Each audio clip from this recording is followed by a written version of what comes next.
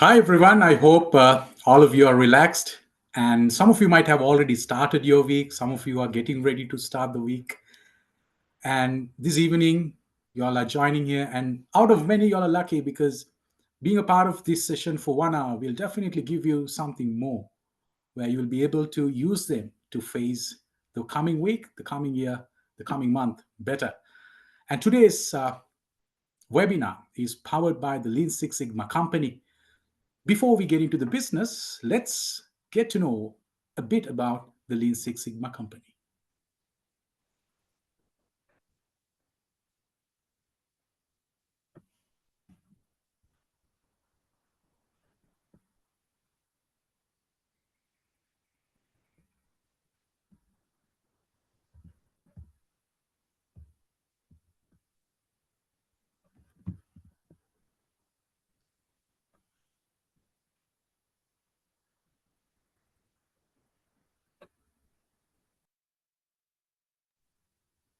So, ladies and gentlemen, there's a video coming up.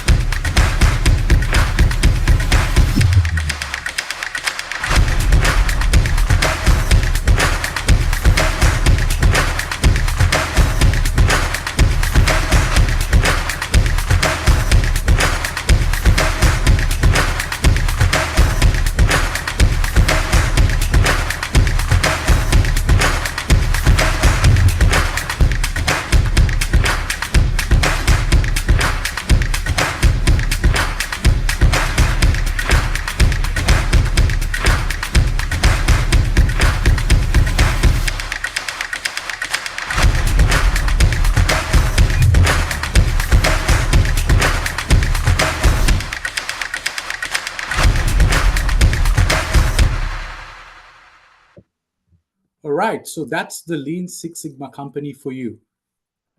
And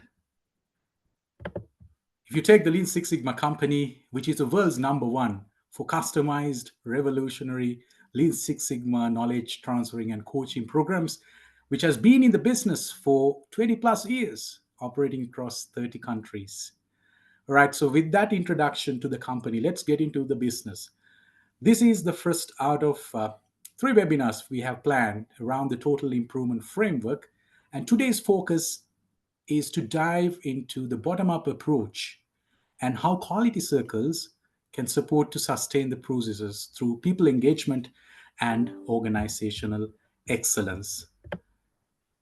Now, let me introduce the knowledge experts who will be joining with us to share their expertise today. So we have Zeiko.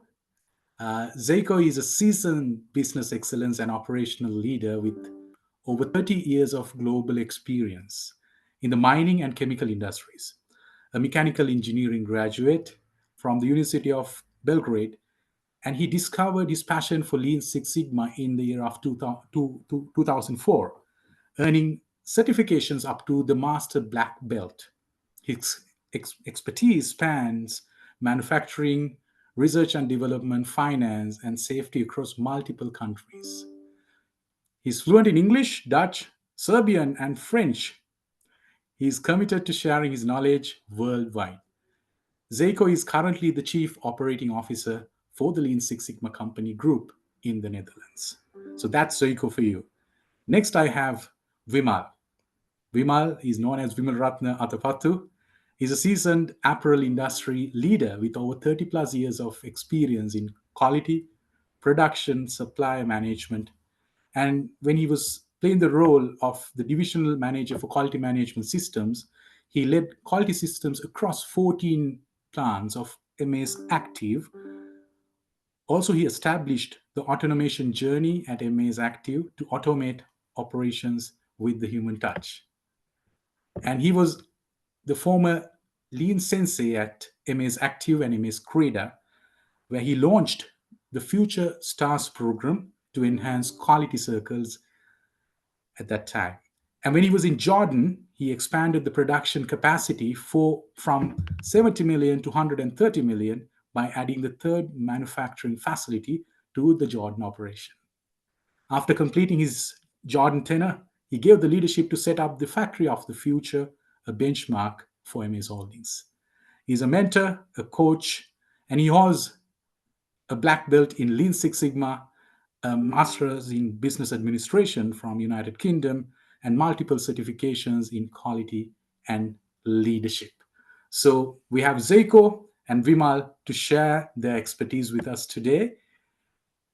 And ladies and gentlemen, in any organization, the main focus is on the profit, diversification, and sustainability.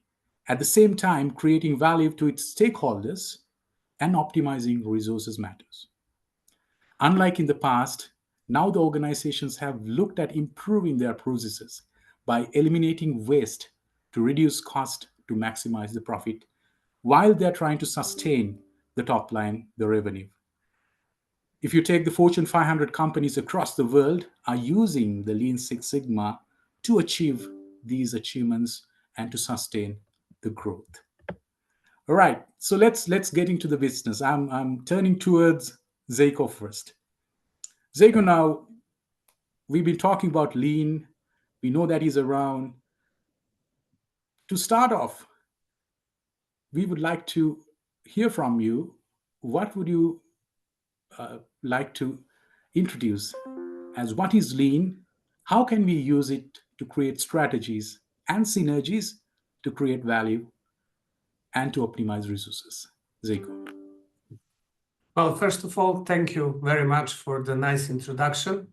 And I'm prepared a few slides to answer your initial question. I'm now trying to share my screen, which is always a tense moment. Am I sharing my screen? Can you see it loud? Yes, Gary, visible. Yeah. Okay, thank you very much. Yes, so to be as simple as possible, because we have a wide range of expertise in the group attending our webinar today, I believe we definitely have people with a long year of experience and people who are just looking to understand and to learn something about lean. I will put as simple of definition as possible.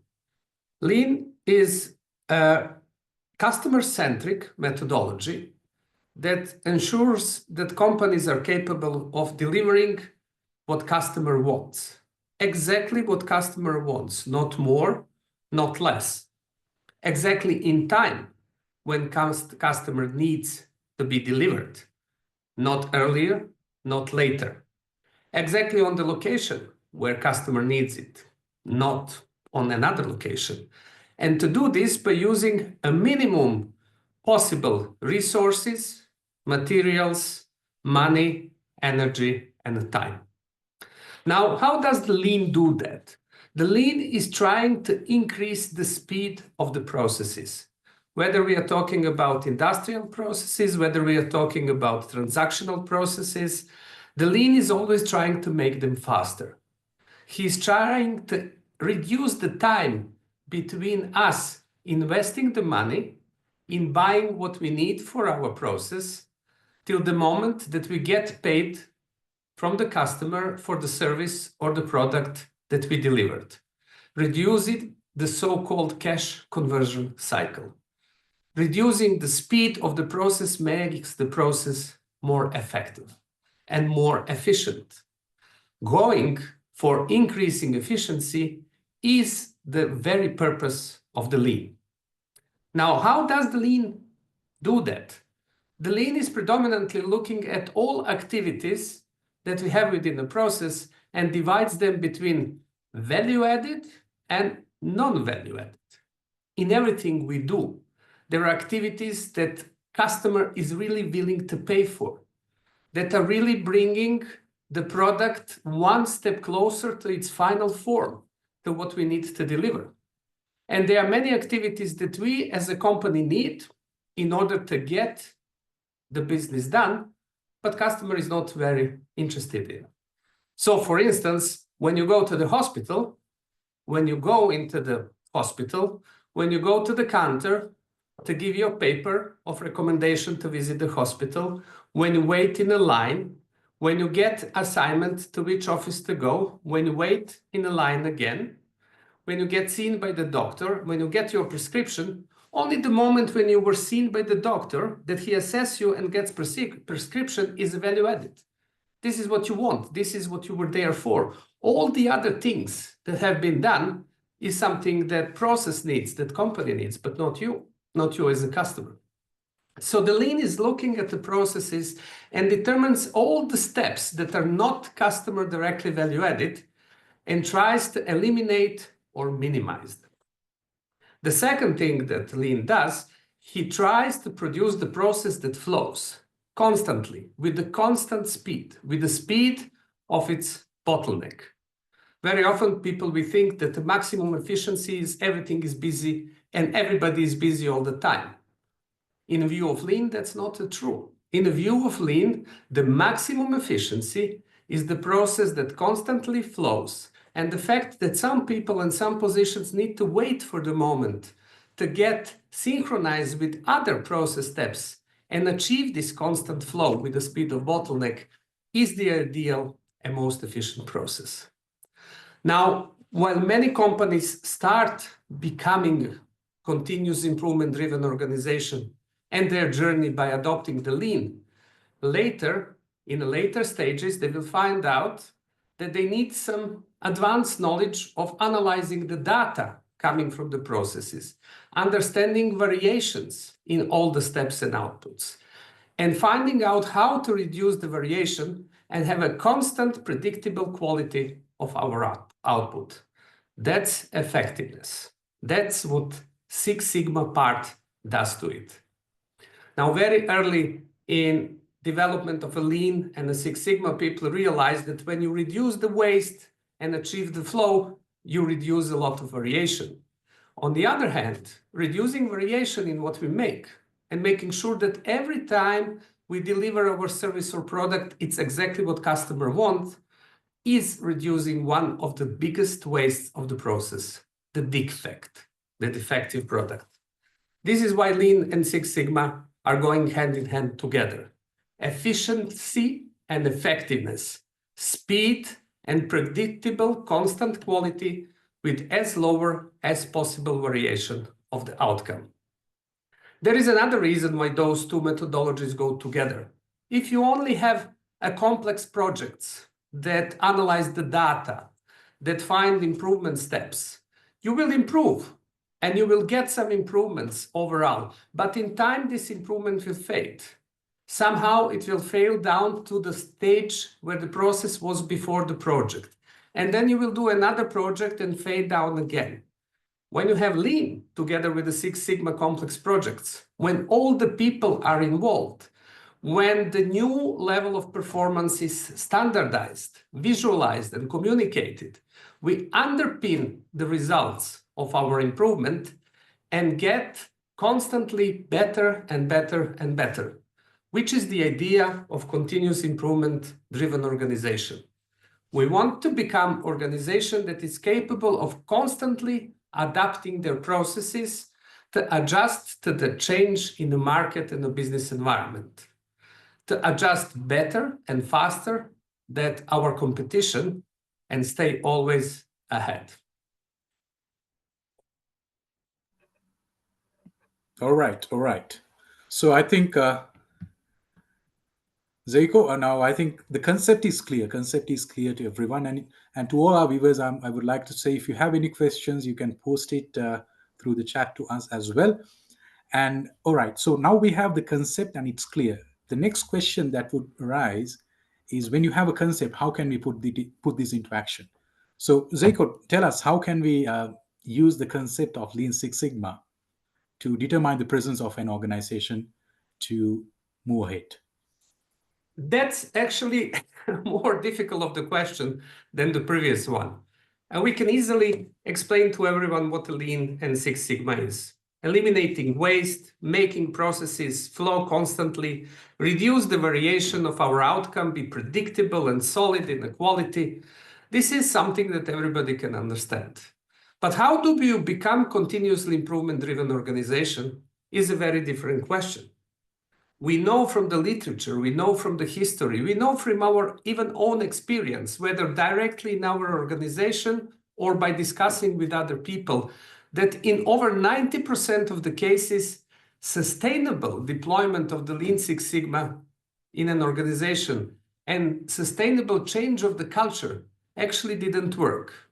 After the initial enthusiasm and successes and some results and the great projects, we somehow fade away and go down back to the previous mode of operating, which is very reactive. Reacting to the problems as they come the best we can, and losing the time and effort, intelligence and the knowledge in this constant battle of always emerging problems. In the Lean Six Sigma company, we dedicated a lot of time to understand why it is actually that it doesn't work sustainably. What are the missing elements? What are the things that did not happen in the deployment process or did not happen at the right moment in the right way that caused us to actually fall down to our natural behavior? And when we analyzed all of this, we defined what we call the end stage. We said, how does continuous improvement organization look like? What is the end stage to which we want to develop to be sure that we are at that point, that we are now an organization that organically and constantly, methodologically, in a structured way, improves their processes? This is what we call the TIF, Total Improvement Framework Model. It's an organization that you see here in my screen, the pyramid that presents actually 4 levels in an organization: the top management, the middle management, the frontline management, and operations. And in this organization, we constantly assess and process various voices. We are looking at the voice of the customer, at the voice of the business, voice of employee, voice of process, and we understand where are the needs and improvement opportunities to get our performance to the next level of excellence. In order to do so, we need to establish some routines. We need to change behavior. We need to change the culture. And the changing behavior and changing the culture, moving from organic improvement and reactive behavior to the structure improvement, needs routines. And in order to be able to execute the routines in the right way, we need to train different people at a different level in organizations. And this is what we call the roles. So, for example, at the operating level, we will have yellow belt trained people or lean team member trained people. At the frontline manager, we will see the people who we call a green belt or a lean practitioner. At the middle management, we traditionally have a sponsors, and at the top management, we have a sponsors and a champions. We also, at the end journey, we'll need to have a separate continuous improvement department who will constantly guard and oversee the existence of this organization and continuous replenishment of the people and methodologies as the time reminds. And there we will have a black belts and the master black belts. So when we talk about, when we talk about voices, just very briefly, voice of the customer will make sure that we constantly understand how is our product meeting the customer demands, because the market is changing, the customer demand is changing, and we need to deliver exactly what they want. The voice of the business will tell us, yes, you deliver what the customer needs, but is it profitable? Is it sustainable? Can we live with the way as we do things today? Voice of the process will tell us whether the process is optimal. Even if the business is happy and the customer is happy, everybody coming to work knows at least one thing that he can improve, something that could be better, something that if it was his company, it is a waste that he would remove. And finally, the voice of employees. The people are our biggest asset. If we have excellent processes and happy customer and a great business, but the people who suffer because the working conditions are not right, because the job is boring, it's not motivating, it's very difficult, we have a lot to improve. We need motivated and excellent people to stay with us, to be the winning organization on the market. So what are the routines? When we want to change the culture, we actually want to change the behavior. and how to change the behavior. For instance, if you go to the gym and if you start practicing in a gym for 1 day, as hard as you want, you will have a lot of pain. But you go home, you look at the mirror, you will see nothing. And after 2 days, you will see nothing. And after 3 days, you will see nothing. But there will be the point in time after constantly repeating the routine that you will see the result. And there would be the point in time when this result will become sustainable. And there will be the point in time when it will even become irreversible. The day you don't go to the gym, you will feel that you missed something important in your life. The same is with our behavior at work. We are establishing the routines, supporting by the management, supported by visual tools that show whether we did our routine as agreed in order to influence behavior and become continuous improvement driven organization. And to that end, we have identifying routines, problem solving routines, and process control routines. Identifying routines, for example, are the strategy deployment routine. We need to make sure that everybody in organization at every level understand what is the strategy, where is organization going, and how they can contribute as individual and as a department. We need to have a structured project selection. There are a million things we can improve, but we need to find those that are most important for our strategy and that will give us the biggest benefit for the effort we put in the improvement project. We need to have improvement boards. We need to have a regular stand-up meeting where the people gather together every day at the beginning of their working shift and they think about what was the waste we encountered yesterday and what is that we can do about it, and create this upward flow of improvements and mass of great ideas of what can be done better. We need the Gemba walks, a leadership that will go to the workshop floor and understand what people are really facing and how the management can contribute and create the ecosystem for the improvement.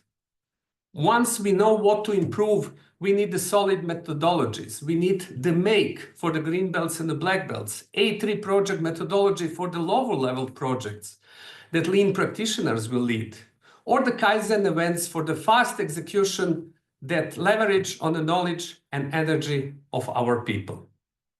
When we take about process control routines, we talk about Obeya room, which is actually a very strange name for the one central place where we follow up on all improvement projects. We are talking about standard work and a leader standard work. Every routine needs to have all the level in organization involved. Everybody has its role. The role of operation is different than the role of the leadership, but those roles need to be clearly agreed upon and documented, and we need to adhere to them. Or the 5S methodology that makes sure that everything is on its place and there is place for everything, and that we all know what to do and where to find what we need to execute our work. And finally, there are the roles, the green belts, black belts, yellow belts, lean practitioners, and so on. Now, how to get there? We developed an approach that we call the roadmap. It could be bottom up. We start small, somewhere in the lower levels of organization and grow towards the top. Or sometimes, like in a General Electric, we start with the top-down approach. The leadership says, we're going to become Lean Six Sigma organization. We're going to train a lot of green belts. We're going to train a lot of black belts. We're going to do yellow belts. We're going to do the projects. That's what it's called the top-down. For every organization, the approach is different. The approach is specific. The approach is tailor-made based on their circumstances, based on their organizational needs, based on their budget, based on their size, and based on their number of people. So just to give an idea how the first step in a bottom-up approach can look like, I would show you the very standard scenario when an organization is calling us and say, please come and do green belt training. We will explain them two things. Only training is not enough. Everybody needs to do the project. It's as impossible to become Lean Six Sigma capable autonomous practitioner without doing project as it's impossible to learn to drive car by following the training in a hotel room or online. you need to do it. You need to sit next to the master black belt, like sitting next to the instructor, and experience what it means to be the part of the traffic. But if the people are going to do the projects, they better do the right projects. So we need to do management awareness, to explain to the management what Lean Six Sigma is and what is their contribution. They will not be doing projects, they will be creating an ecosystem for this to work. We need to define what do they see as a success. What do we need to deliver after the training and projects for them to be happy, to say this is exactly what we called you for. We need to select the right projects that people be working on to deliver according to expectations. And we need to select the right people to work on those projects. People from whom we expected to do these improvements anyway, for whom this was the normal part of the job. Just then we can train those people, coach them and the teams through the project execution and deliver what was agreed. If we are successful, management will open the door for further discussion and we can agree with them upon what is the phase 2 and phase 3 and phase 4 and what are the steps and the things that we need to do together, what are the routines that we need to establish together to become continuously improvement driven organization. All right, all right. I hope everyone is clear. Now, Zeiko explained us about the concept, and then also he explained how we can determine where we are and what we should be doing. Now, Zeiko, the next question I would like to come back again to you. Now, we know what we need to do, but how can we sustain it in the long run? What are the approaches you would like to recommend to sustain the application? With making this as simple as possible and not overflowing people with the slides again, I would try to put it very simple. First of all, we need to know why we are doing this. There needs to be the burning platform. There needs to be the need. There needs to be the something that people understand. Why do we need to improve? Why do we need to change? Why do we need to do better than what we are doing today? People are not going to do this for someone to become boss, for someone to become promoted, for someone to can say, I changed this organization. They need to see what's the benefit for them.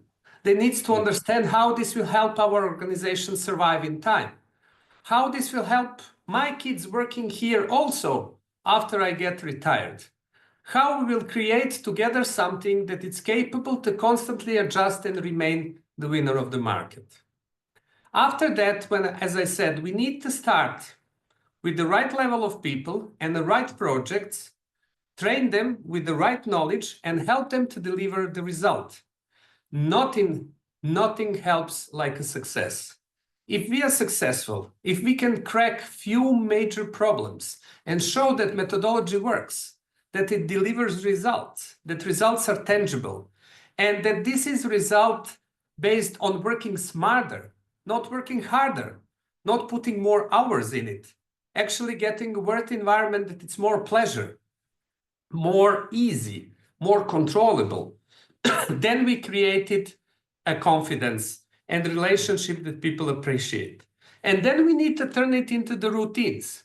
We need to make sure that we constantly assess our performance, that we constantly assess what we are going to work on, that we follow up on the results, that we make sure that the right people at the right level are doing the right things in terms of agreed routines and standard work procedures to change the behavior and become an organization that instantly, genetically, normally, as a way of thinking, is methodologically and structurally improving their performance. All right. Thanks a lot, Zeiko, for explaining. I think in the previous explanation also you added a lot of things to my third question, but then again I just wanted a few more to be added. So thanks a lot for your comprehensive answer on that. Now, before we move towards Vimal, uh, based on what Zeiko explained, we would like to get your feedback as well. So we are going to um, have a poll launched for you. We would like to know now. He explained about two approaches. We have the bottom up and the top down. So we would like to know from you in your organization, what do you use most or what do you prefer? Is it the top down or the bottom up? So let me launch the poll for you where you can give us your answers. I think it's visible for you all right now. So what we would like to know is your approach. What would you prefer? Is it the top down or the bottom up?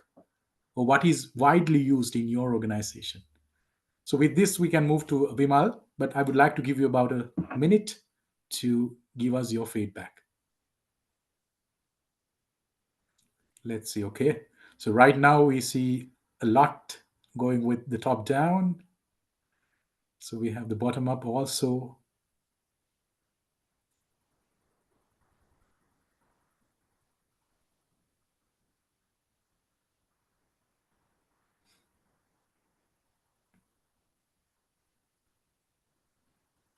We've got 43 feedbacks so far. We would like to invite others also to give us the feedback so that will be helpful for us also moving to the next webinar as well.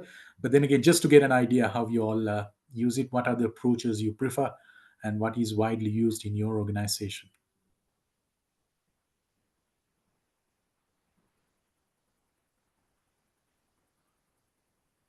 All right, we've got 49 responses, 50 increasing.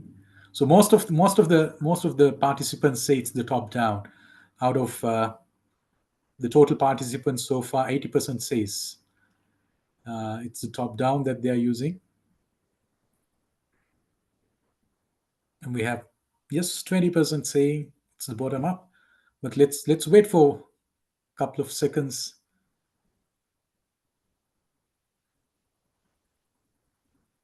We have 75 participants. Out of that, 54 has given their vote.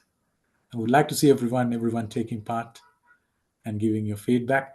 And at the same time, I would like to invite you all to post your questions, because towards the end we have kept 15 minutes to take your questions and give the answers as much as possible. So you can post the questions in the chat as well.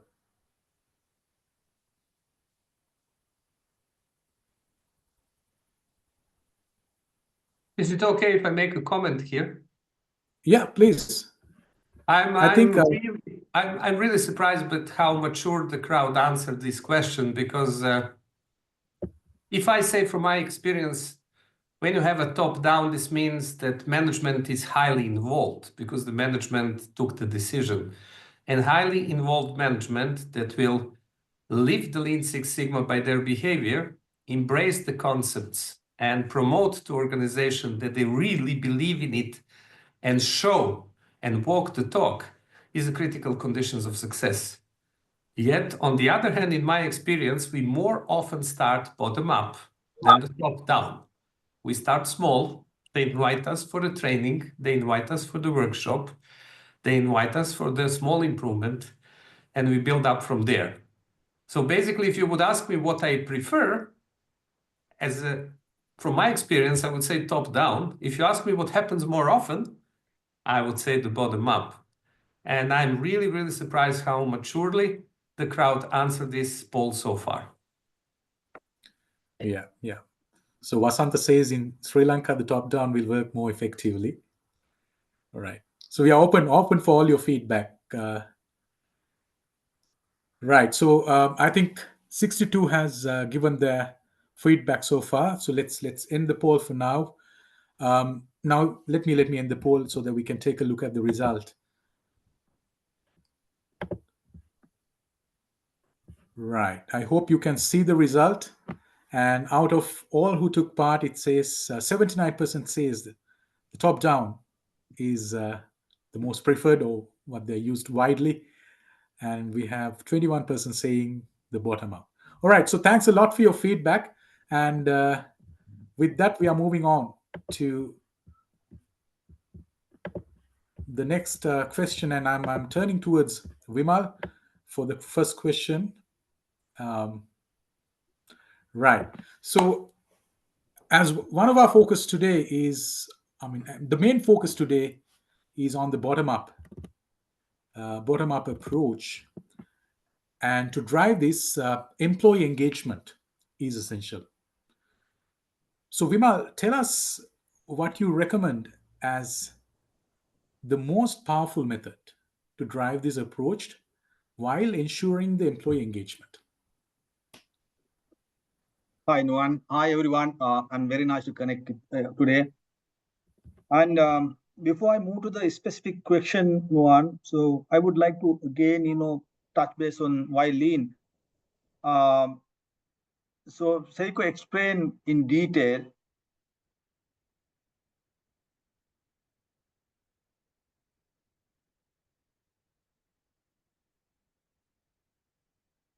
Can you see my screen, Nuan? We are waiting.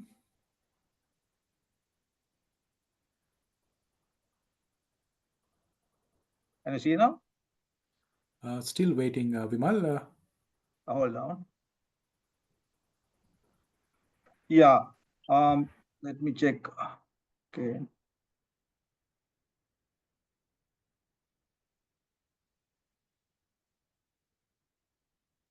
Right, it's coming up.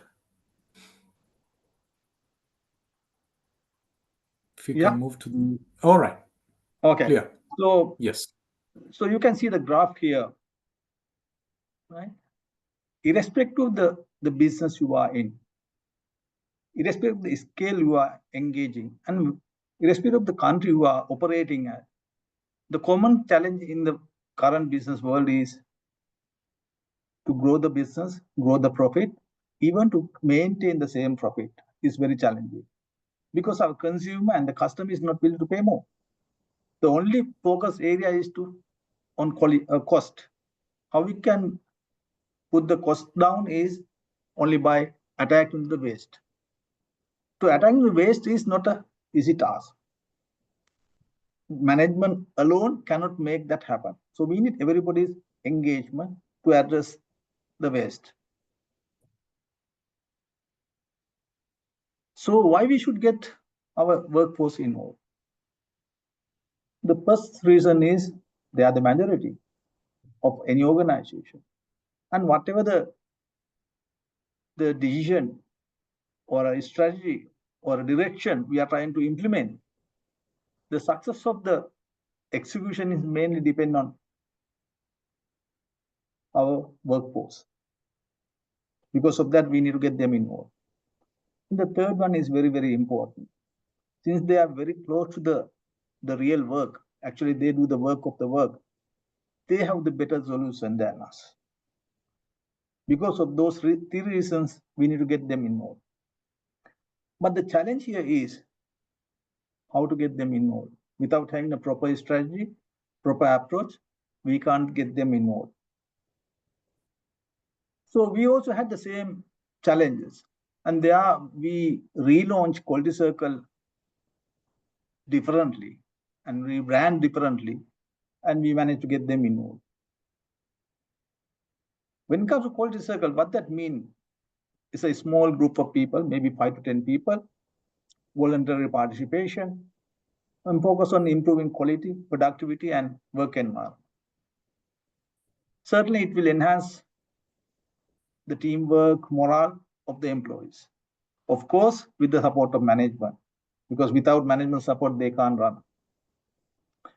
So with my experience in past, I strongly recommend Quality Circle as the most powerful approach or a tool to get the workforce involved for continuous improvement journey. No one. All right. All right. So what Vimal recommends as the most powerful tool that we can use to drive the bottom up is the quality circles. Now, Yes. all right. So I hope all of you are clear on what quality circles. Um,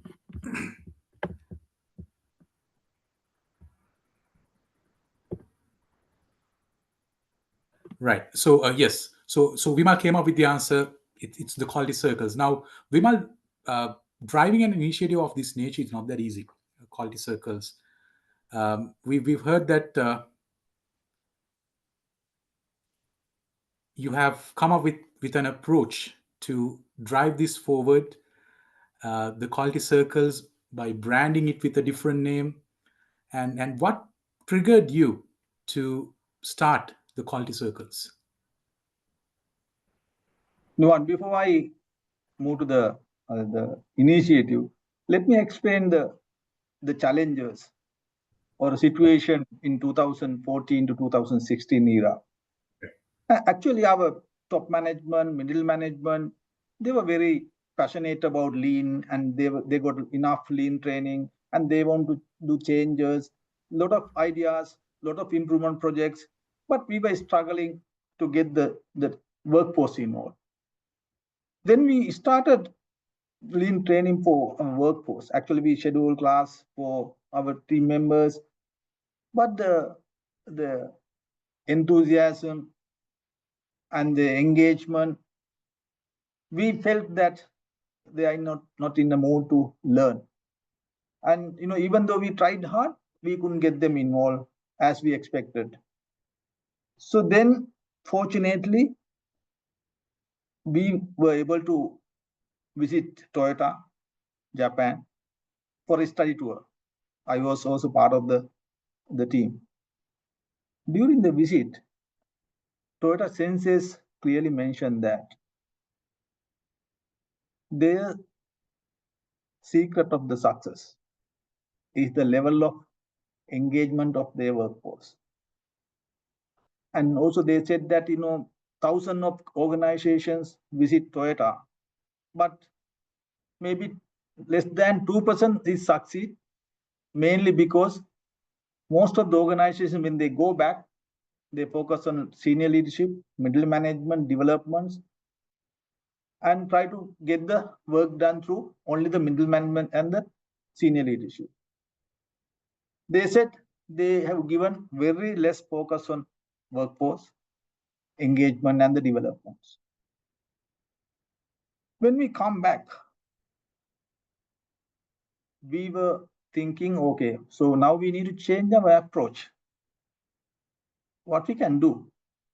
So certainly, it's not the part of workforce issue, it's a part of our strategy. So we realized that. And one day, on a weekend, I was watching the reality show. We call it Singing Star.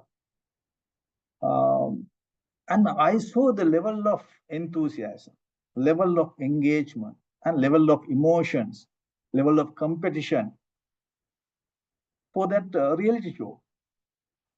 And when you really analyze, the secret behind is that the way they branding, the way they marketing is the secret. So then we came up with the idea, okay, if we can do the same thing for quality circle also, if we can do the real marketing and branding, so that we should be able to get our team members involved for the projects. So these are the objectives of the initiative. First thing, as I explained, we want to create a need for the knowledge. Rather than we go and pushing them to learn, we wanted to create an environment, okay, for them to pull us for the training. Because we have created the environment for the projects competition, they want us to get knowledge. Then, of course, since we know that they have a better solution, we want to solve our recurring issues at shop floor level. Third thing is, when they see that they can have a better solution when they use the lean philosophies, lean tools, naturally they tend to use the similar approach for similar problems. So that means naturally they become part of the lean journey. The fourth objective was enhance the relationship with workforce. I remember at after one award ceremony, one of our plant head and his team was crying together because they were not the first. They got second place. So that's the level of emotional bond we created among leadership and the workforce through this program. And the fifth one is very, very critical. A lot of hidden talents within our workforce. Through this, we are able to pick the potential leaders for our future needs. So those are the high level 5 objectives we want to address through these initiatives. Nuan. All right, all right. Inspiring, inspiring. So that would definitely help the leaders who are sometimes struggling to drive this initiative. Now, Vimal, now, yes, so you have started this initiative and it has gone to a different level right now. But for the benefit of some of our leaders who are trying, um, some of these groundbreaking initiatives of this magnitude sometimes fail. Some of the startups we have seen, they fail long run. How can we sustain quality circles? How can we ensure this lasts long? Very good question, Nuan. I think Seiko also tried to explain this Yeah. in detail. So you can Yes. see this. Whenever you start a new initiative, you see a huge improvement because of the focus and the engagement of everyone. But we expect the same momentum will sustain. But reality is it will gradually go down. Otherwise, if you have a proper strategy and approach, then you can sustain. So the what I see why this future star is or a quality circle program is success mainly because of these 5 reasons. Number one is a leadership commitment and a drive. Not only for the quality circle, for any initiatives, leadership commitment is coming from the highest level of the organization. So that drive is there. Number two is that we have a structured approach. We have a proper annual calendar. We have a structured teams.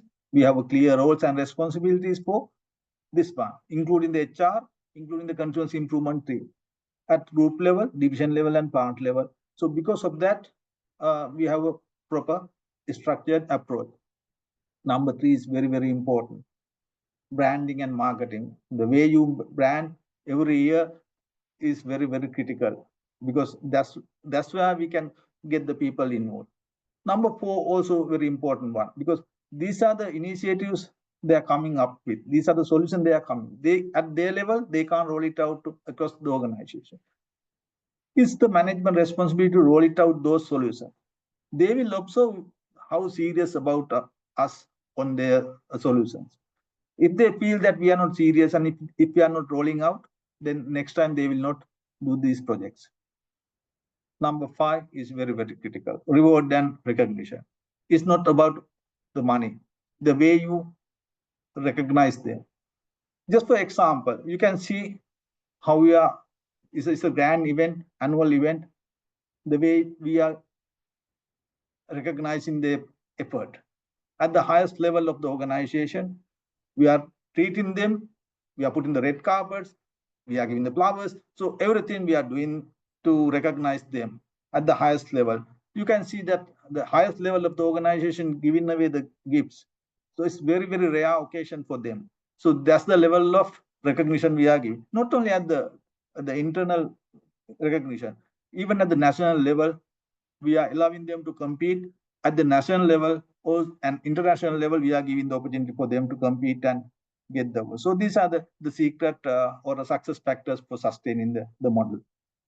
I hope I answer to your question, Noah. Pretty much, Vimal. Thanks a lot. Now, Vimal explained the most powerful tool that he believes in driving the bottom up approach, and then he explained us what triggered in him and to start an initiative to drive this and the challenges he faced, and also he explained a model where we can use to sustain the quality circles. Now, before we move to the next question, I would like to post another poll for you all to understand what are the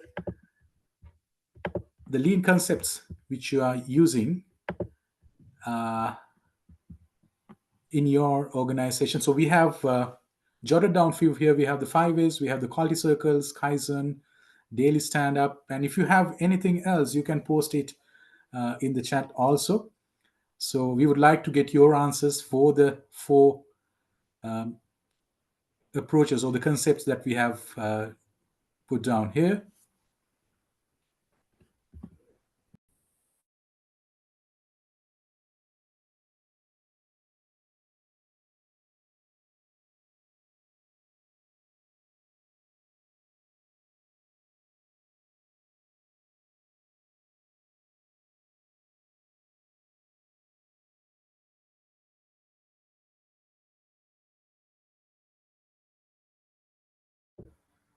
All right, we have 46 answered or given your feedback so far. So the 5 ways, quality circles, you're using Kaizen, you have the daily stand-up. And if you do have other approaches, please do share it. Okay, we have the monthly best performance. Vasant has told, okay, we have the suggestion boxes in place.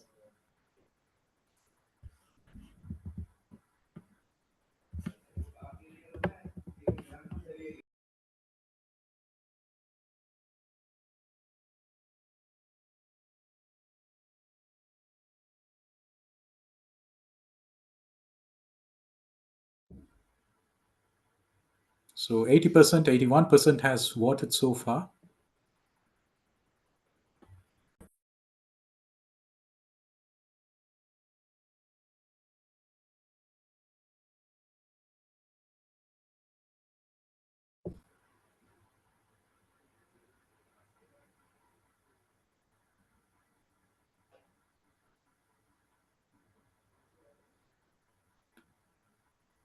So I think Kaizen and 5S is widely used. Quality circles also, we have 9 voted so far out of the votes that we have got.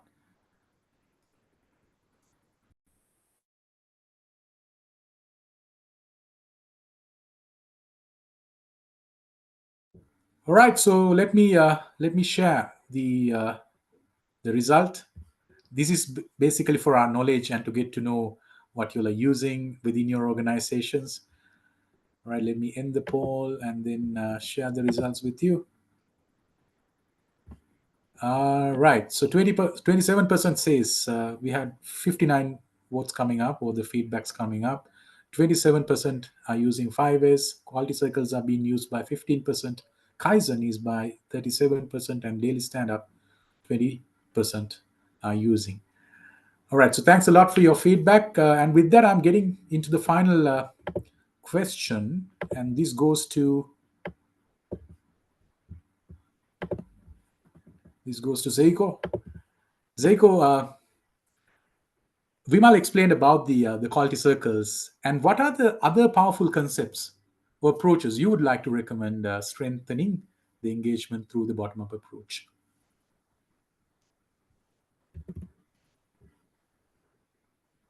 Zeiko, you're on mute. I would like you to. All right, you are sharing the. Great, great.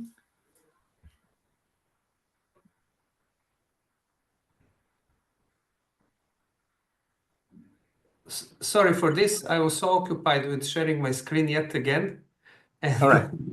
being actually very, very happy that I choose to talk about Kaizen event that won this pool, and this was highly by coincidence. Actually, when we go to the organizations, we will very often hear we really understand the power of the tools and the concepts, and we understand that you need the time and effort and expertise to deploy them and to make them embedded in our organization. And we want to train our people to create this awareness, but we really do not have a time for the projects. We have too many projects already going. Our hopper of projects is congested. The last thing we need is another project. And although we are explaining them, you don't need another project. We are offering you not one project more. We are offering you one project less. Let's take the list of your projects, the list of your concerns, what you are working on, and take one of them and resolve this problem in a structured way by training people and coach them and use methodology and deliver the great success and end up with a better result, with sustainable result, and having this project removed from your hopper. They say, great idea, but it's very hard to find time. We are very busy. We have issues with our operations. We can't actually dedicate so much time to go through the training and then through the coaching, and that's a challenge for many organizations. And when you take a standard project, if you think about the fact that people will meet maybe once a week for 1 hour, a project of average complexity might take up to 6 months. And this is the moment when we can say, hey, are you willing to choose one thing that it's really painful, something that you really want to see resolved, something that if magician will come and touch with the stick will disappear from your list of problems? Are you willing to find one of those things and give me a group of people for 4 days, and we will resolve this issue for you? It wouldn't be the perfect solution, but it will be the best possible solution based on the knowledge and experience of your people in organization. And by the way, those are the best people to work on this problem because they are touching the process and working on it every day. And no one has such a valuable insights as your people involved in the process. If you give us a few days, 1 day of a preparation, to give them a little training, to explain them what Kaizen event is, to agree on what is the problem, what is the scope, and what we are trying to resolve. If you give us 2 days to work with them through the Kaizen event, through the structured approach, 2 full days, by mapping the process, going to the workshop floor, observing what we see, list up the major issues that we encountered, select those that we think we can resolve, brainstorm all possible solutions that we can think of, and select those that we can implement in 2 or 3 weeks max, and then make an action plan and ensure that we implemented those actions, we will see the major improvement. Now, not only that we will see the major improvement, we will have a group of people who experience the process, who understands how it works, who got very enthusiastic of it, who will be able to conduct, or in some cases, even co-facilitate and later lead the same events in the different parts of your organization. So it's a very win-win-win situation. You resolve one problem, you get a benefit, you get the team trained in a very basic lean concepts, you touch and feel the success, and you create enthusiasm. This is why whenever we find it difficult to agree on the starting point, who we will train, how long the training will be, are they going to have the projects or not, I propose to go for intense, fast, and effective Kaizen events that will deliver result and prove and create the confidence to go further in the roadmap steps. All right, all right. So thanks a lot, Zeiko, for that. And that comes to an end the questions that have been posted by me. And now it's time for you all to ask your questions. Some of you have already posted questions through the chat. I think Somi, you can post your question to the chat. We can pick it up for you. Let me take. Yeah. So Lance has asked the question. Okay, what factors would need to be considered in choosing a bottom-up approach? What factors would need to be considered in choosing a bottom-up approach? Vimal, would you like to answer the question? Yeah. So Right. thanks, Lance, for asking that question. I think at high level, let me think of five different factors. One thing is the operational stability. Whether it's service or operation, you need to have operational stability. If the operation is not stable, people are here and there firefighting, so then I don't think that is the high time for you to start a bottom-up approach. So operational stability is a must. Second one is the maturity of the supervisors. The level, just supervisor level. Maybe after team member, you have supervisory or team leader, whatever. That level maturity. They should be able to understand and they should be able to give the direction. They should be able to understand some of the lean tools. So that level of maturity of the supervisor level, not necessarily the team member. At least the supervisor level should be understand. And the level of engagement. All of a sudden, you can't expect for them to engage only for the lean or a continuous improvement. We need to have as a habit, organization, there are events, maybe cultural events, maybe New Year events, maybe, all the sports events. So you need to get them, as a habit so that, this also another engagement. So that means that culture bit, of the, engage in the workforce for some of the extra activities as a habit. So that environment should be there, right? Otherwise, if you go and ask them to engage only for the continuous improvement, they will not do that. So the fourth one is is a time, how much time they can dedicate it for continuous improvement projects. Whether they have free time, at least maybe 5%, 10% of the time they should be able to dedicate for continuous improvement projects. Of course, the last one is the leadership maturity, and leadership need to support those initiatives. So those are the 5 things I can think of, team, with regard to the question you asked. Anything else, Seiko, to need to add, you can do that. Okay. Right. I think that answered the question of Lance, and we have another question from Wazir, and we have another question coming up from Zandun also. But let me take Wazir's one first. How do you evaluate the quality circle projects? Yeah, again, think- I will answer to that Yeah. question. I mean, thanks, Wasir, for asking that question. When it comes to, quality circle, we should not look at only the outcome of the quality circle. The mainly we look at their understanding about the problem, how they have defined the problem, whether they can identify the clear problem first. That's number one.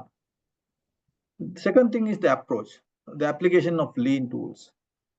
Third thing is the solution or the root cause analysis and the solution they have given to the root cause, the impact or the level of solution they have given.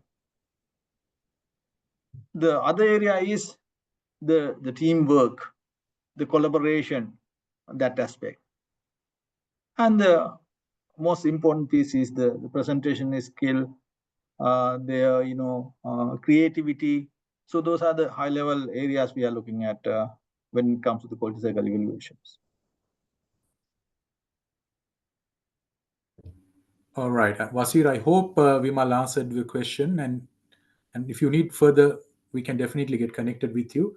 So we have another question coming. I think Sandun has posted a question. What are the proven recognition strategies that can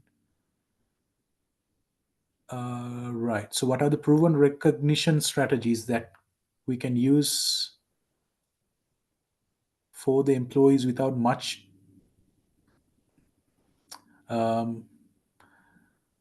let me word it like, what are the proven recognition strategies that we can use for the employees without much involvement by the top management?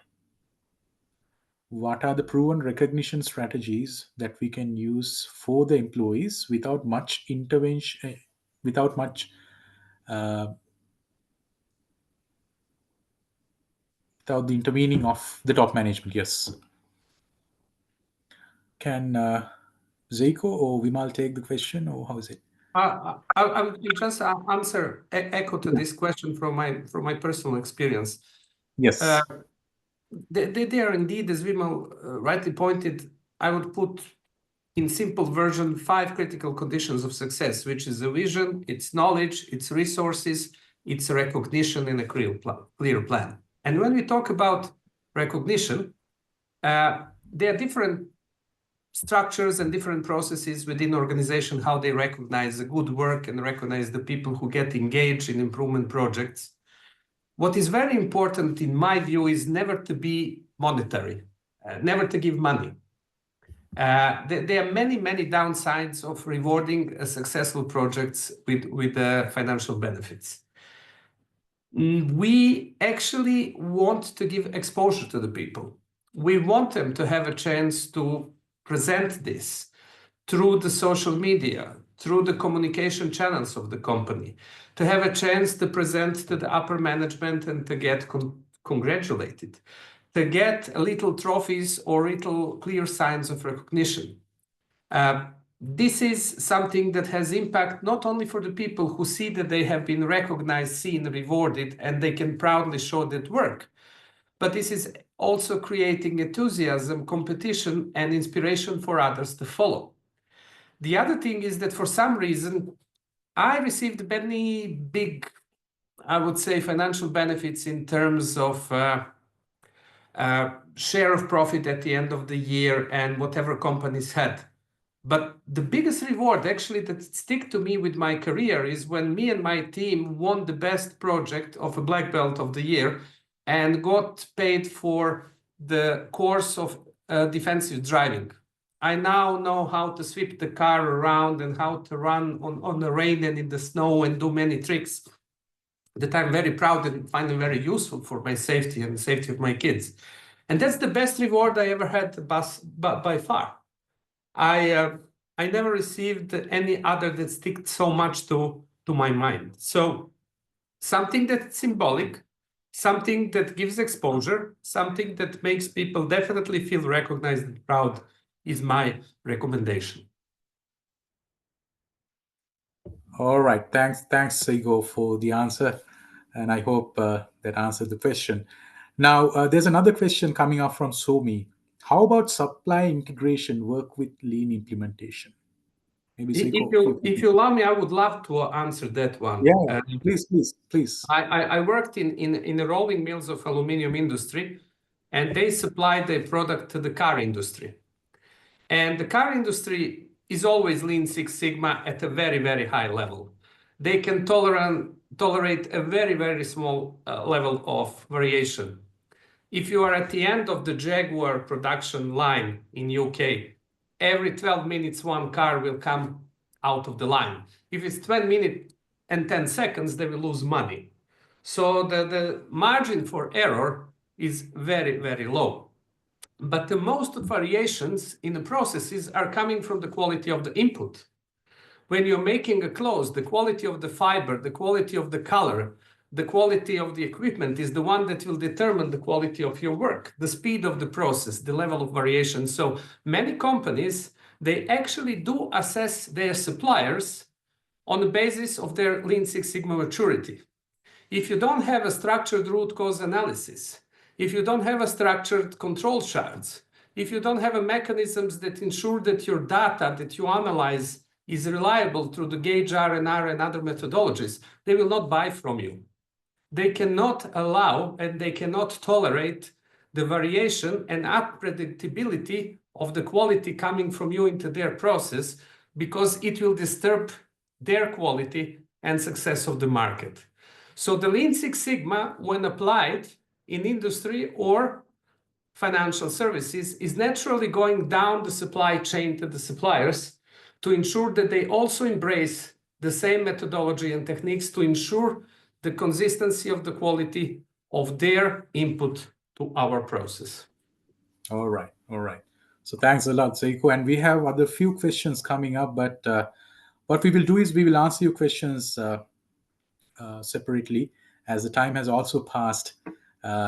We will have to bring the webinar to an end, but we will definitely answer your questions. We have your questions in the chat. We will take it up and then share the answers with you. And thanks a lot for coming up with the answers as well. Now, today we discussed about the bottom-up approach, and the next webinar is going to be about the top-down. We will announce the date of the webinar so that you all can join with that as well. And at the same time, I would like to share one special event which is coming up. We have a training program that is coming up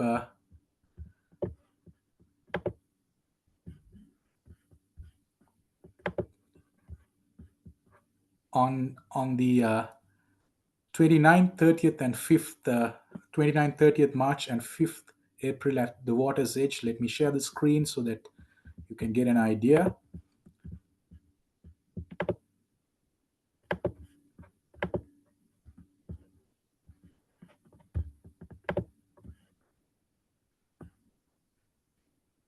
I hope it's visible. So this is a internationally recognized certificate which you are going to get. So the training is all about being a lean practitioner. This is a program that is being organized by the Lean Six Sigma company, and then Vimal Atapattu, who is joining with us today as a facilitator, is going to be the trainer. And you can connect. You can call us on 0777 824 611 and get yourself registered for this training. We can get further information if you call us on this number. And with that, we are going to wrap up the session for today. And we would like to thank all of you who joined with us today for the webinar. And we'll connect with you again. We have the next webinar coming up on the top-down approach. And I would like to thank Zeiko and Vimal for joining with us to share your expertise and answering the questions, and everyone who joined with us as well. So we'll meet up again with another webinar around the total improvement framework, which is on the top-down approach. And until then, have a good time, good night, and have a great week ahead. Thank you. Thanks, Thank everyone. you. Good It was a night, everyone. pleasure.